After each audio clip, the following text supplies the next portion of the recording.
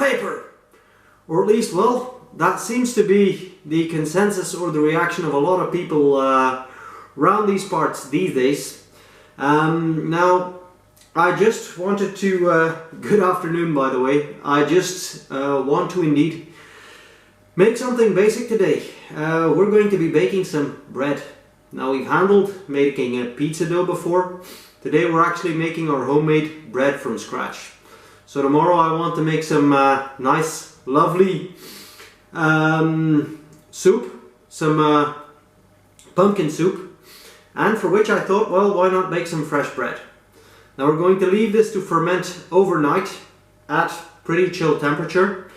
Now, of course, bread is a very basic food, and I thought it's an interesting skill because it's, of course, something, if you know how to do, well, you can survive on bread. It's one of the first foods that we actually, or basic foods that we learn to make, prepare, and indeed survive off.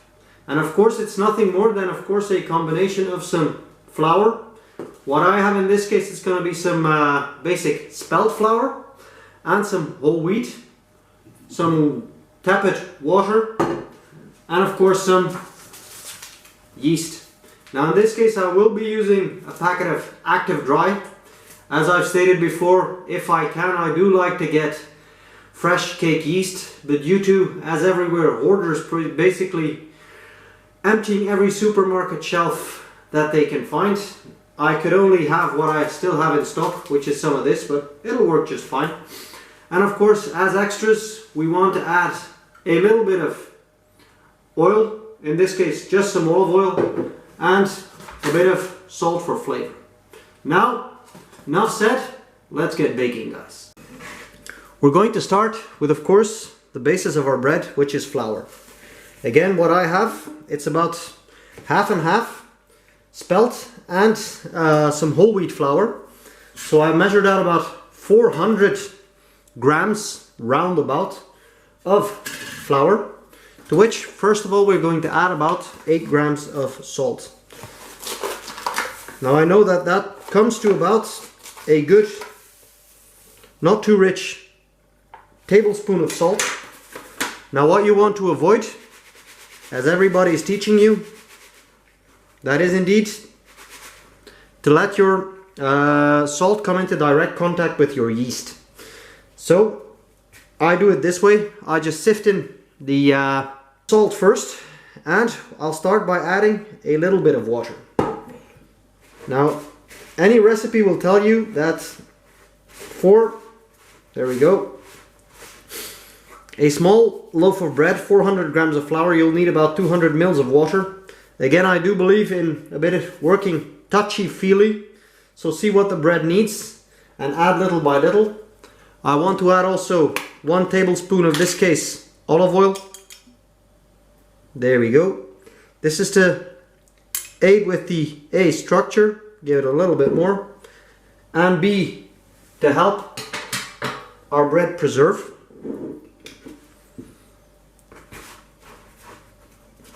And in this case I will add indeed my dry active yeast. Now instead, or contrary to what a lot of folks on YouTube are doing, I don't believe in pre-soaking my yeast. These packets are proving pretty tough.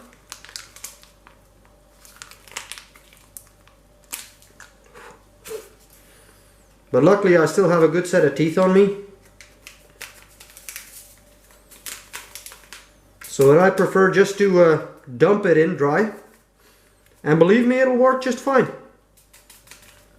This is just something that I used, or something I believe, or I learned as a brewer when you're also working with dry yeast instead of fresh. I was always taught that there is really no need to pre-soak. There we go. To pre-soak your yeast, and I stand by that even when I'm making bread.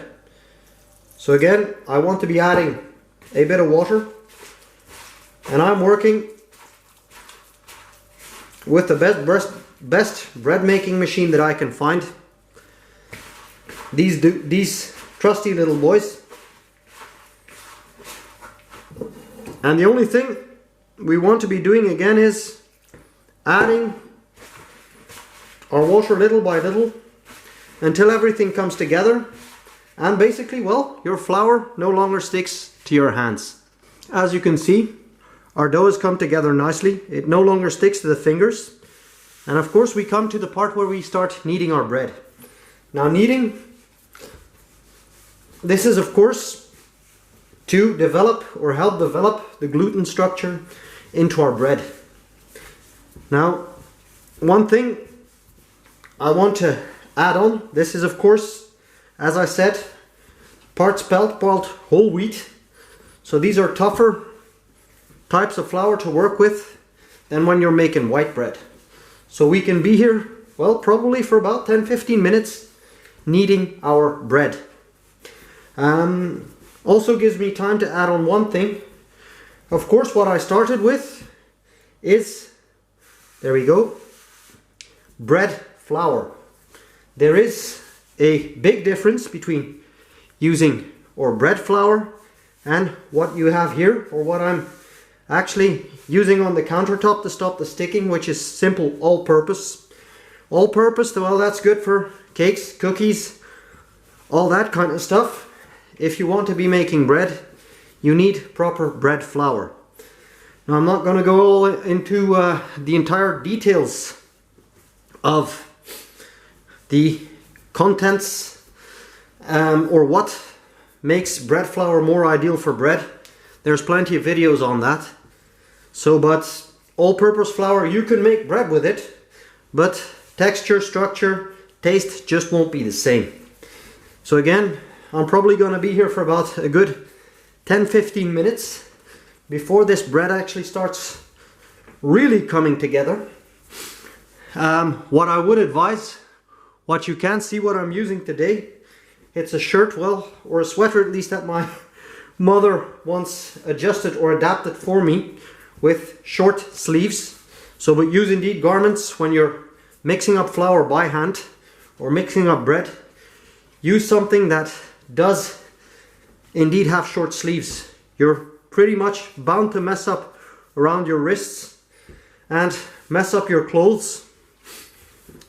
So working in short sleeves, whether you're working with bread or mincemeat, is just very practical. Well guys, after about 15 minutes of good old-fashioned elbow grease, well, I think we're pretty much done. Our dough is nice and supple, and as you can see, it starts to get pretty springy. And of course, classical test, if we push a hole with our finger, it springs back. Now, this is whole wheat, this is not white bread, so it's not going to be spectacular, but at least, as you can see, the dough reacts and starts to get supple. Now, of course, what we want to do is, voila, bring our bread to rise. A lot of people use an oil bowl. I tend to go with the other approach, namely, I will flour up my, there we go, flour up my dough. We're just going to cover this up with a damp towel. Now what I'm going to do, again, there's two ways you can develop a good gluten structure. One is, as we just did, knead the hell out of it. Second of all, well, that is indeed to let your bread take its time. The more you give it time, the better it will develop as for structure and as for flavor. So what I will be doing, I'm going to be cold fermenting this, which does indeed mean we're going to be leaving this in, or at least fermenting this at cool temperature. So I'm going to put this basically in my veranda, leave this at cold temperatures for about, I don't know, 4 or 5 hours, after which we will fold the bread, and I'll let it even rise more overnight, so that tomorrow morning we can bake bread and we can make some nice lunch. So guys, as you can see, our loaf has already risen somewhat, so it has pretty much, I would estimate, doubled in size.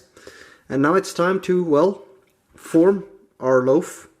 We want to fit this into our rectangular mold, and I want to provide it with some shape. So the only thing I will do is I'm going to, voila, tuck my ends underneath, fold my loaf together, and as you can see we get a nice rectangular shape going on. So but this will make that the bread will hold its shape a little bit better as it will continue to rise into our loaf pan. So again, I will moisten my towel. So this will make that the end does not crust or dry up. Drape overneath as tightly as we can, and we will let this rise again into a cool room overnight, and tomorrow morning we'll be ready for baking. We are indeed one day further, so we are the next morning, and our bread has risen up nicely. Now it hasn't of course jumped out of the pan, but I wasn't expecting it to. It's a small loaf, and whole wheat bread does indeed tend to rise a little bit less than traditional ones. The only thing that's left, or what I'm going to do, it's actually with a sharp knife. I'm going to score, there we go, my bread overhead. This is going to stop the crust from cracking open while I bake it. I've preheated my oven to 200. We will let this sit for about, I think, 25-30 minutes, and our bread should be done. Our bread has actually, or is actually done, and it's time to, well, there we go, flip it out of our loaf pan. Now, great test that you can do just to check. But if you tap on it with your fingers, if you tap on the back of your bread, it should basically give a little hollow sound. This will prove that your bread is indeed baked through in the middle. Now this one is a pretty, as I said, simple recipe to make for bread. But we will serve this up, of course, with some lovely sandwiches with some artisanal salami in a few hours when it's properly cooled. And with some lovely soup tonight. Now this is, of course, making bread is what I consider to be, well, one of the proper essential survival skills in the kitchen. This stuff, when indeed the proverbial shit does hit the proverbial fan, well, this is what can help you make it through if you were to be in a proper crisis, which we're not. Works away a hell of a lot better than just trying to hoard up all the milk and toilet paper. So, but just try and bake your own bread, see where you end up, and well, enjoy guys.